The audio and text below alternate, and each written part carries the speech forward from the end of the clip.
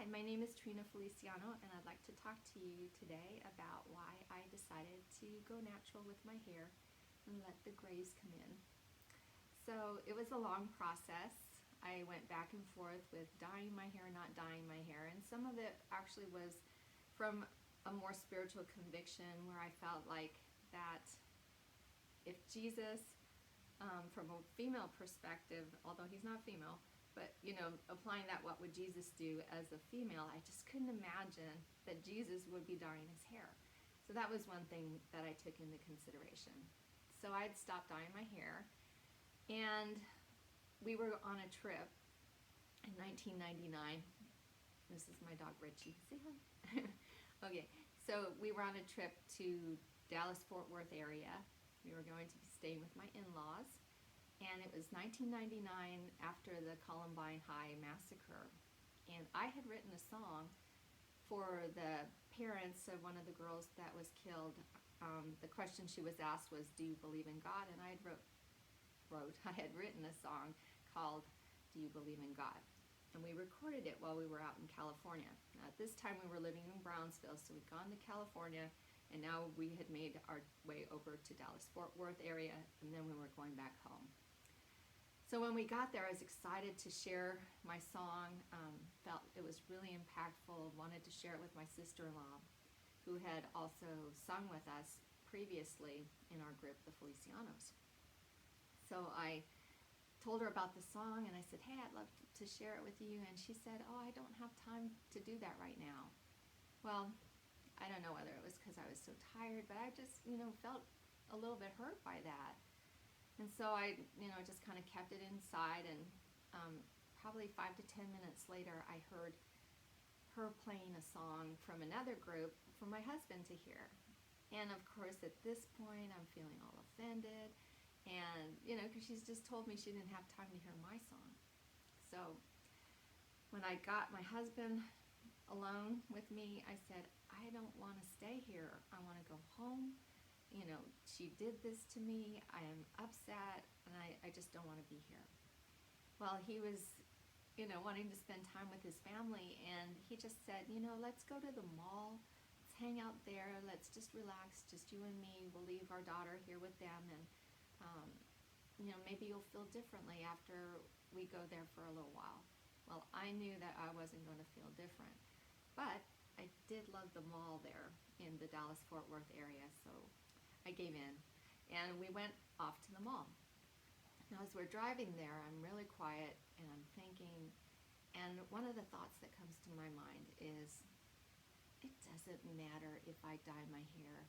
I am so ugly on the inside. Like, look at how upset I am about this, and I knew it was wrong for me to be upset. And I said, at least I would have a beautiful outward appearance, and maybe it would distract from this ugliness that's inside. So this is going through my head as we're driving there, but I don't say anything.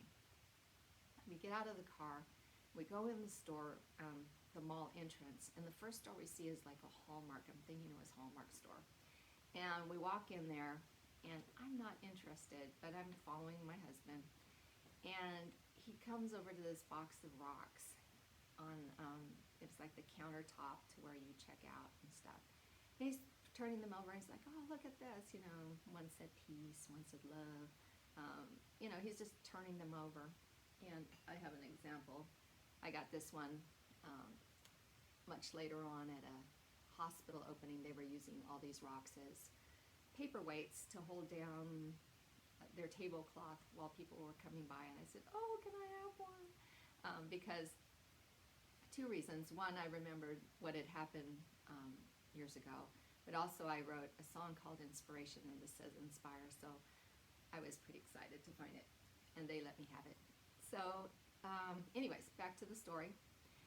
I say in my mind to God, I say, all right, if he turns over that next rock and it says forgive, I will forgive, and I will, excuse me, I will go ahead and stay the rest of the time we plan to stay there. Well, he turns it over, and it says forgiven, and I am blown away. I think, wow, God is close enough. I guess I'm going to stay. I'm going to forgive her. well, what I didn't realize, and this wasn't until years later, that forgiven wasn't God being close enough. That was him being spot on. Because what we need to realize in order to forgive is how much we have been forgiven. And God was basically trying to get through to me that, you know what? You're forgiven. And now you can minister forgiveness to others because of the forgiveness that I've given to you. So hugely profound. Wish I had gotten it at the moment, but it had impact on me years later. So I'm in a much better frame of mind. I'm just like, I tell my husband what has happened, and of course now he's feeling great too. And we walk over the same store to this display, and it has all these mugs in it. My eyes are drawn to this cute one with all these gray bunny rabbits on it. And I have to show you because I bought it. I had to buy it. It says here, gray hairs can be beautiful. So I just knew that God was not only, excuse my nose is itching, okay. God was not only dealing with the forgiveness issue, but he was also dealing with the hair issue. And just trying to let me know, hey, it's okay. You're going to be fine if you make this decision. And I thought that was really cool. Now, I have to tell you, I take a long time to settle into a decision sometimes. And so it wasn't probably until, I'm going to say 2011, 2012, years later, that I finally just said, you know what? I am not going to keep dyeing my hair. I had developed chemical sensitivity, over the years, and I was like, I'm avoiding chemicals in so many different areas in my life, and it's time to avoid the chemicals that I'm putting into my scalp. So I made the decision, went through the whole transition thing where the hair is growing out, and I remember my sister telling me, oh, you're making a brave decision, because I don't think she'd ever dyed her hair. My other sister had done highlights, but both sisters had gone gray before I did. And so, I didn't find it that huge of a transition. I was ready for it, and I like my gray hair. Nobody seems really bothered by it. Some people are like, shocked when they see me, when they knew me as a blonde for so long, but people get over it. The reality is, people don't care so much about what you look like. They care about what's in your heart. And so the way you treat others is what they're looking for. Does this person care for me? Do they treat me well? They're going to get over what you look like on the outside pretty quickly.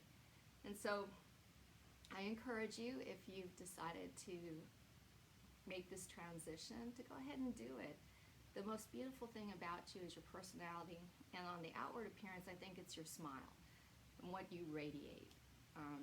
Usually what you radiate is what's on the inside anyways.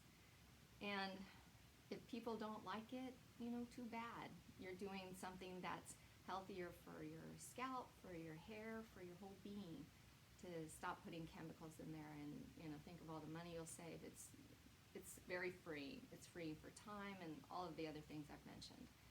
So God bless you, and listen to God. He knows best, and gray hairs can be beautiful. Bye.